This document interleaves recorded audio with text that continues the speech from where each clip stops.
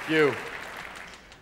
When I was a 21-year-old, I was a university boxing champion.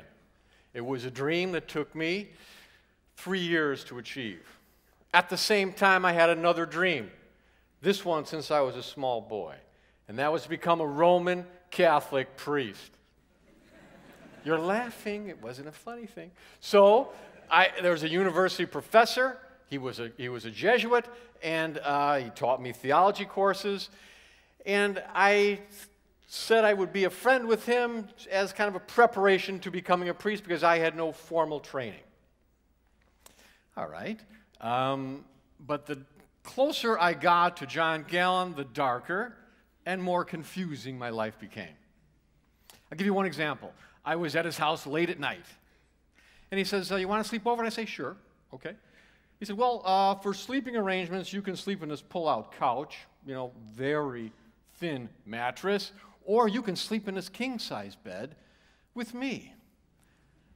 And I'm like, king-size bed? I'm a college student. Like, whoa, yeah, I'm taking a king-size bed. So I am laying in my bed, kind of going over the day, and all of a sudden, boom, puts his arms around me. Starts whispering in my ear. I'm like, oh. I didn't. So what do? I get out of bed, go 2 rooms over, sleep on the carpeted floor. Breakfast time, I'm in tears. And I was in tears. I'm like, what did you do? This really shook me up. And he said, your tears and your emotions have got nothing to do with me.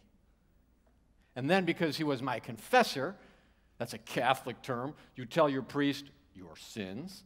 And so he knew everything about me, and so he replays the painful parts of my life and proceeds to show me that the problem really is mine. I'm the problem. And he says, look, if you want to become a Catholic priest, you got to get through this, and I'll help you because I love you. All right. So my world goes upside down. I was a boxing champion. That's what I knew how to do. So when I got these boundary violations coming to me, I did what a boxer does. I just kind of got in my stance and I said, my goal is to become a Catholic priest. I'm going to do that. And this confusion that's coming to me, I'll get past it. Fact was, I couldn't leave the relationship. Didn't have the internal power to leave the relationship. I couldn't leave it until a friend of mine drove 2 hours down to where I was and physically removed me from John Gallen's presence. I felt so empty and ashamed from that. So, was it time now, as a 21-year-old, to face myself? Say, okay, I got in this relationship, but I'm a good person, I love myself, now it's time to move on. Not as a 21-year-old. I just didn't have it in me. Now, as a 56-year-old standing before you today, I can say that I have created a joy of failure process. And there's 3 parts to it. It's you face yourself, you love what you see, and then you just free yourself from your past. But I couldn't do that as a 21-year-old. So as a 21-year-old, what I did instead was I just took all those memories, the shame of getting in this kind of relationship, the guilt of, I'm a young man. What did I have a role in this? What was my role? Just stuff those in a black box, put them behind me. What I learned from my life is the black box became sort of a radio. And it was a radio that I couldn't turn off. I couldn't change the channel, and the radio kept playing voices, and the voices were very specific. They were saying, you call yourself a man? You let this thing happen to you? I can't believe you let that happen to you. Yeah, man, you're a fool. You're a failure. Joy of failure. You're a failure. I hate you. I could not turn these voices off. I could not face myself. So, what did I do? Well, as a boxer, again, you learn that when you get hit, you got to move. Otherwise, you get hit again. So I made good on my promise to myself. I went into a seminary. I was not going to let that stop me. I had too much turmoil inside. I left. But after a while, my life got a certain momentum. And I was a newspaper reporter. Every Saturday morning, my column, little picture in the paper, I love seeing it. I read my own articles. I got married. I was asked to become the head boxing coach at the university. I said, I'll do that. I'll leave journalism if you let me go to law school. And so I went to law school. I graduated from law school, cum laude, and I became a trial lawyer at one of our nation's larger and most prestigious law firms, offices all over the world. I bought a home, a beautiful suburb right outside of Chicago, and that little grass part in front of the house, that's where I used to play tackle football with my boys. I'd be on my knees, and they'd have the football in their hand. It's American football. And, it's about the size of their torso, and they'd try and get past me, and I'd slam them down. They loved it. I loved it. We played for hours, But, I got to say, I'm standing up here now because there were cracks in my foundation. Always cracks, and those voices came through the cracks. Through the course of my marriage to Michelle, I had hit her. And when we divorced, right after our divorce, she wrote a book portraying me as an abusive husband. So the radio station in the background suddenly, instantly transforms into a cinema-quality Dolby surround sound system. And it is blaring in the living room of my psyche. It's saying, you say you love those guys and you did this to their mother. You said you're a husband and a father and you did this. I hate you. You'll never repair this. I'd like to say I am exaggerating with the voices. I'm not.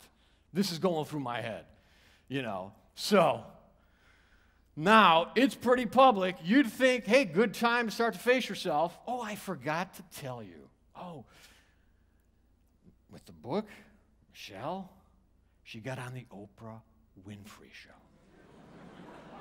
40 million Americans watch it every week, and that number doesn't include the viewers from the 145 countries around the planet that are tuning in.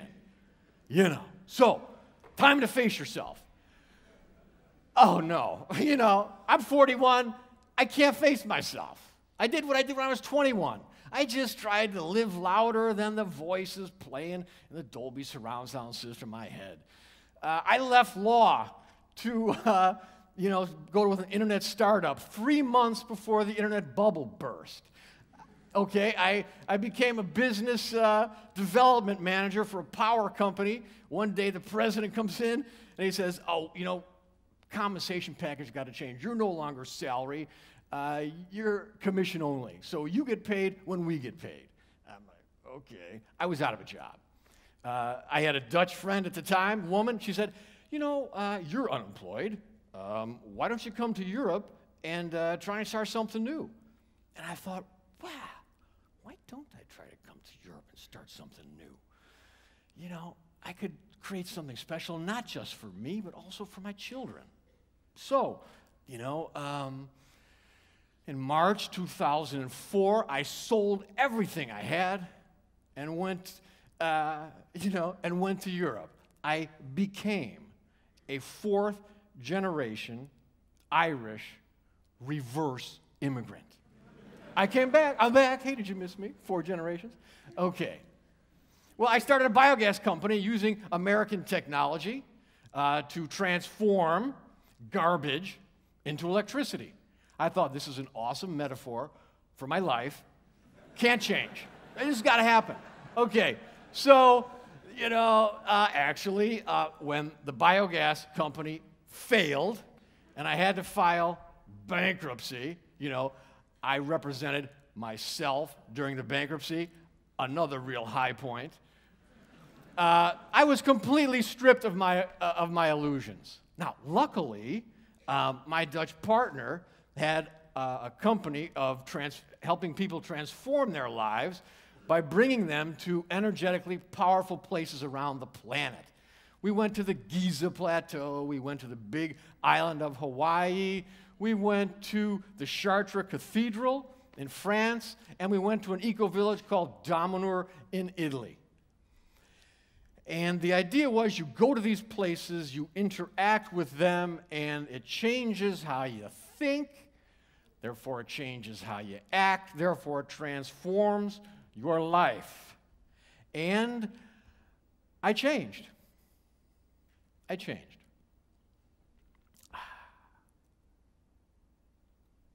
I read the book.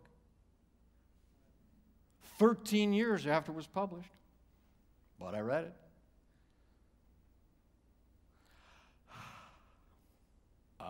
I read it 3 times.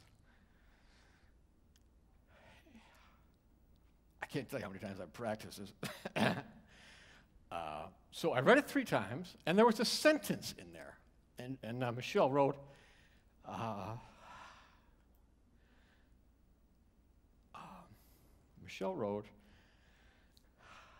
wish he was someone who loved me too. I read that sentence, I'm like, she feels I didn't love her, the mother of my 3 guys. And it started a process that was very important for the joy of failure process. And the process is, you can accept yourself, but it doesn't mean that you're going to love yourself. It doesn't mean that you can get to love. So, how do you do it? Well, actually, because it was very painful to read that one sentence, it exposed something in me, that I loved Michelle too, obviously, and I had done this to her. And when I accepted the ramifications, the consequences of what that meant for her and my boys, my heart opened. Love came in. Love came in. Can I love the father of 3 who hit their mother? Took a while. Took a while. But I can. Because I did that step. Go to the trigger point, find out what hurts, and admit it. I can. I love my 3 boys. I love their mother. I love me. Can I love the 21-year-old boxing champion who wanted to be a Catholic priest? Same process. What was so painful about that? Well, it surprised me, actually. It was the same answer, that I love John Gallen. I love the part of him that I thought I knew. And then I learned, actually, what I was up against in this relationship. The year after I left him, he sexually assaulted an altar boy in Toledo, Ohio. I read that in the Toledo Blade newspaper. Now, our relationship never went there because my friend went down and pulled me out, but it was heading there. Can I now love myself, who, as a college student, actually chose John Gallen to help me become a priest? Yes, I can love myself. I absolutely can. There were huge forces at play going on here, and no one was talking about them. We're just now figuring out what went on with this story and trying to put some compassion into it. The way I was able to free myself from this story with John Gallen was, I'm a lawyer, I'm a trial lawyer, and I was asked to become a part of the trial team, representing a young man who, as a young boy, was sexually assaulted by his parish priest. And we won. It happened so rarely, but we won. And it was huge news. And bringing this story out on behalf of this young man and winning really helped me close the loop on that story. I became free. Now, I want to give you a tip here. I don't want you, if you're in a situation like this, I don't want you to spend 13 years and then 20. I got a nice tool here. It's laughter. Yeah. To get to joy, because that's where we want to go, it's laughter at yourself. If you love yourself, you can laugh at yourself. You really can. So, okay, I've done this joy of failure presentation in another format, 90 minutes. So the first time I did the joy of failure, I cried for 90 minutes, no, 85 minutes. I was up there, I was just, I couldn't stop the emotions. I had to work it out. I was crying, okay. And so afterwards, people come up to me, kind of hesitatingly, this guy, and, they're like, look, we really felt the authenticity. We really got an idea of your failure, but we couldn't get the joy too well. I'm like, yeah, I know, I got to really work through it, So as I started to go close to those trigger points, I started to try and find humor around there, and that really lightens it up. I was able to do that because I saw myself as a loving being on this planet to experience life. Now, the Dolby surround sound system has a permanent place. It's got a permanent place in my internal living room, but it mostly plays voices that I like, voices that are comforting, that are kind of with me as I walk my path. And when I start to hear something that becomes critical, my boxer immediately shows up and says, "You don't belong here." Because I love Matthew. I call myself Matthew. For the first 50 years or so, I was Walter Rogers, but I go by my middle name, Matthew, now, in honor of the transformation that I've gone through, in honor of the new voices that I hear. I have failed stupendously in my life. Being able to say that is very freeing.